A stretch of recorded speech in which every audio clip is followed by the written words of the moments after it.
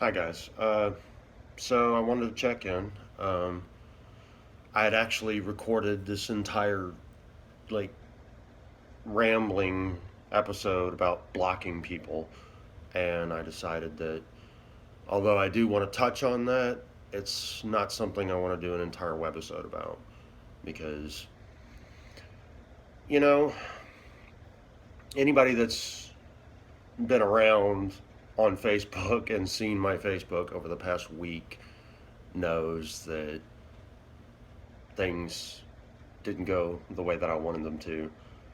And I pretty much went off the rails and did a lot of bashing and a lot of negative posts. And and so I kind of drew people into that too, and that was irresponsible.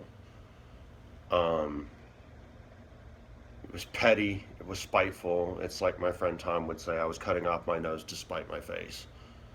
And I'm sure it didn't engender me to that many people, um, or endear me, I should say. Um,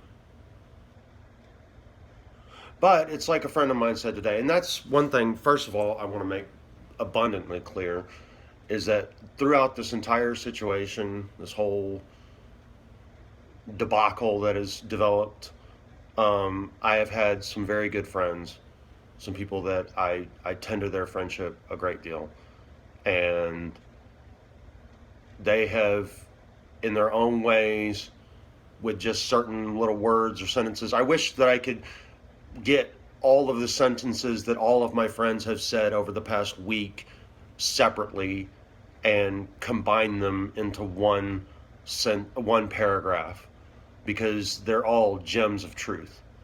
But one of the ones that I got this morning was from a friend of mine, and I said, it was petty and spiteful, but I can't do anything about it now.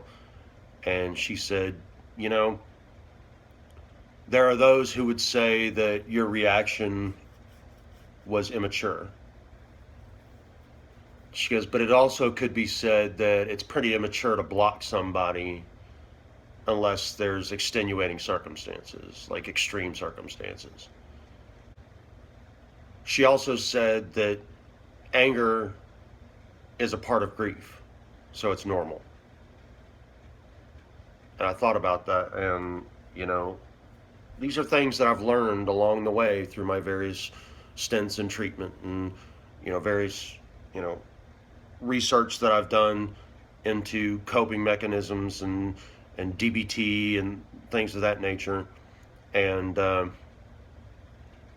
some of what I've learned is that there are 5 stages of grief, anger being one of them, bargaining, denial, and eventually acceptance. I can't think of the other one, but anyway, the simple fact is I lashed out. And I want to say that that kind of lashing out is part and parcel the result of being blocked.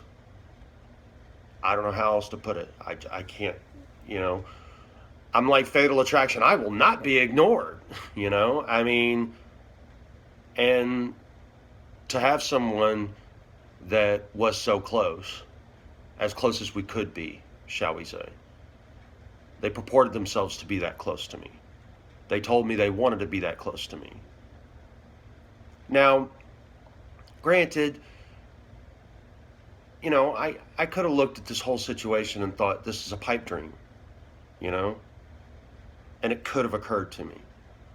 But I'm a romantic, and I fall in love with romantic ideas. So, yeah, was I unrealistic? Yeah, to a degree. But there are two people in this situation, you know? And if there were unrealistic expectations on my part, I'm sure that there were some on hers. and the reality of it didn't square up with what she was thinking it was going to be. But that's neither here nor there.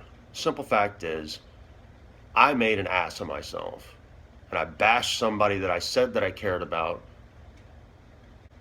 and I started a bunch of shit.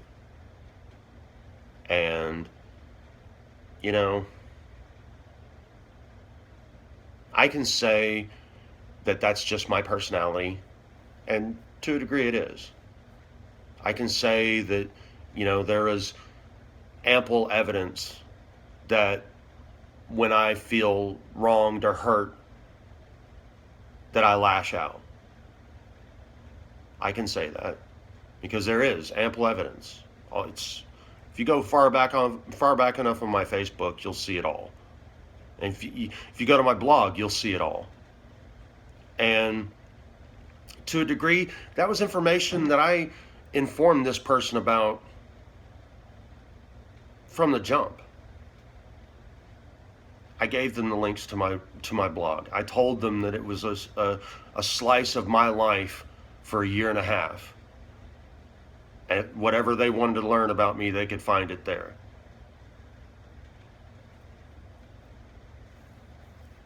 I've got a 4,000 plus word blog on one of my exes where I tell the whole story and how I felt.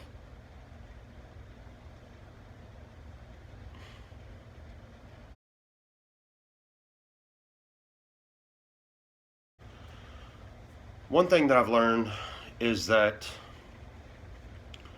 I really need to stop putting other people in charge of my happiness. Um,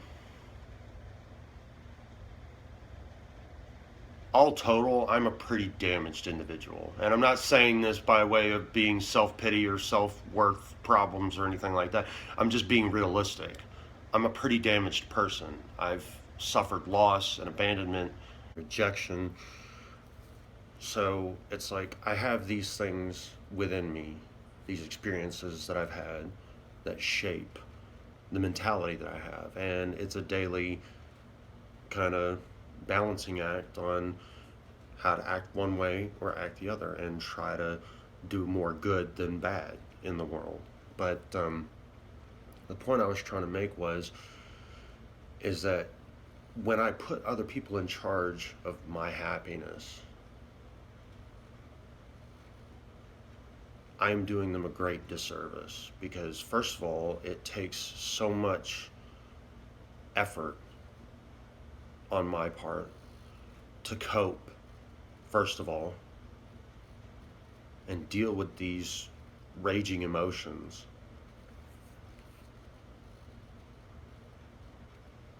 It's an even greater effort to try to find happiness in those moments. And so to expect somebody else to be responsible for my happiness is asking way too much of that individual. I can't ask somebody to bear that burden. It's unfair of me. I can't do it. And yet, so many times I get involved in situations where that's exactly what I'm doing.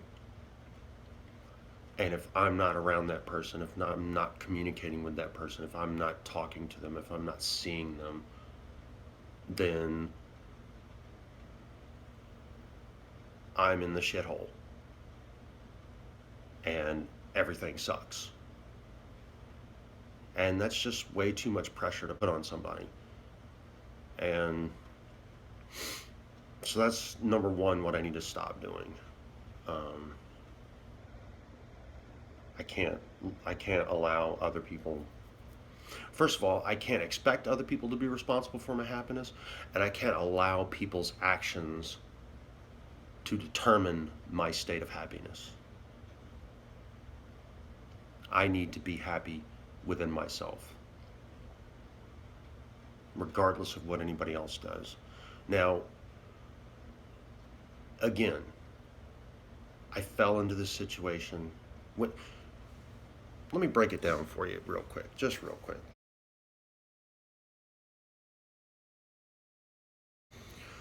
Around the time that I got involved with this person, um, I had reached a point where none of the avenues that I uh, was looking down, none of the avenues I was searching out were were panning out for me, as far as finding someone that I could love and who could love me. Um, because it's what I'm a human being. Okay, I'm not an island, and I would, in a lot of ways, I would much rather be with somebody than by myself. Okay, um, I think that's a pretty. I think that's a genuine, normal human tendency, and I don't think there's anything wrong with wanting that. But I had reached a point where I had become comfortable with the idea that I would be single, either for a very long time or the rest of my life. I had accepted it. I mean, and I wasn't looking anymore. I wasn't looking. And then along comes this person that I had been friends with for a while and had followed them on Facebook loosely. And then, based on a post that I made, we kind of struck up a conversation and we started talking from there. And yeah, it happened quickly. And yeah, there were circumstances that led up to that on their part and circumstances that led up to it on my part.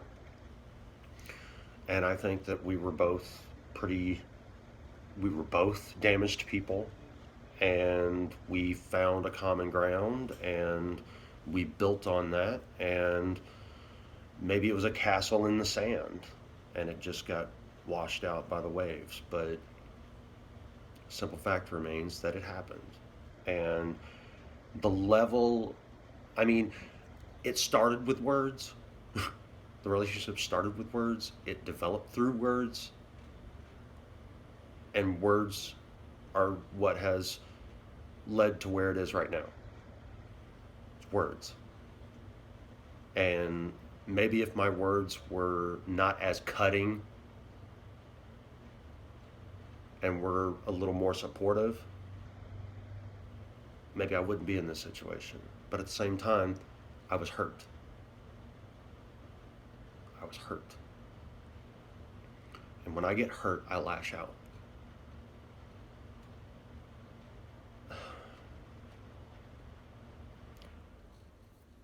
So I guess I don't know. What am I trying to say here? Am I trying to say that, oh guys, forgive me, I just lashed out. I'm a, you know, I'm a damaged individual, and you'll just have to accept that from me. What do you want me to say? You know, I mean, it is what it is, and I don't have to apologize to anybody. If I choose to apologize, it's sincere, but I don't owe anybody an apology. I guess I should say I apologize for making such an ass of myself, but it was probably some pretty good entertainment. You know, I'm sure there's a few people that got chuckles out of it, and I'm sure there's some people that saw it and have decided that I'm pure evil straight from hell. But I come by that honest too. So, anyway, I guess what I'm trying to say out of all this is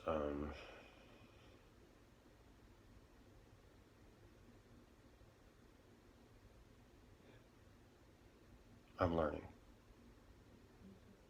It's taking time, you know, and what I need to do right now is kind of the advice that I've given people in the past, and that is to use this time to build myself up and my character up, build my self esteem up by myself, do things. If I want to have good self esteem, I need to do esteemable things. And that's what I'm attempting to do. I also need to take this time and sincerely give a lot of thought and a lot of effort into building boundaries for myself. Boundaries on things that I will not compromise on. Boundaries on things that I will not make excuses for.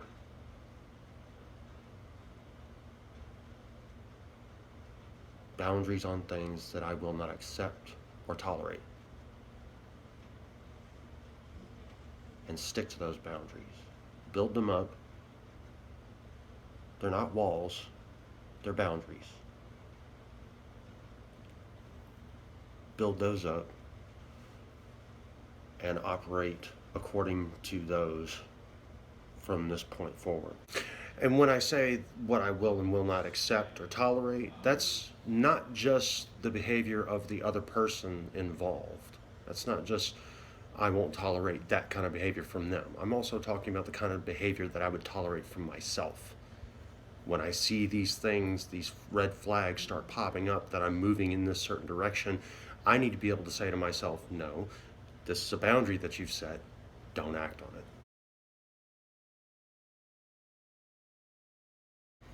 To the person in question, um, I want to apologize for instead of seeing your situation for what it was and being sympathetic to it and and supportive, which how supportive am I supposed to be when you're telling me what you said? Still, I wasn't supportive, and yes, I did say some pretty ugly things. And I carried it over and did exactly what you told me not to do, which was make it a public spectacle on Facebook. And I did that. Now, I can only say that I hope that the people in your life either weren't aware of all that, or if they are, that it hasn't negatively affected your life. I'm sure it wouldn't, because that's why they're your friends, not mine. But simple fact is, you're not responsible for my happiness. And I'm sorry if I ever made you responsible for it. I'm sorry if I expected that from you. I'm sorry if I expected too much from you. I guess I didn't realize where exactly you were at emotionally when we started this whole situation, this whole relationship. I didn't realize where you were at. Now, I'm not trying to assign blame or anything like that. All I'm saying is that for future reference, if I am a lesson for you for future reference, take my advice that I gave you a long time ago about the fire of a Sagittarius. You're a fire of an Aries. I'm a fire of a Sagittarius. And I said that, when the fire, the flame, the passion is bursting for the romantic things and the sweet things and the sentimental things, oh, it's all well and good. But that fire burns just as brightly and just as passionately when it's hurt, when it's grieving, when it's angry, when it feels slighted, when it feels wronged. And there you go.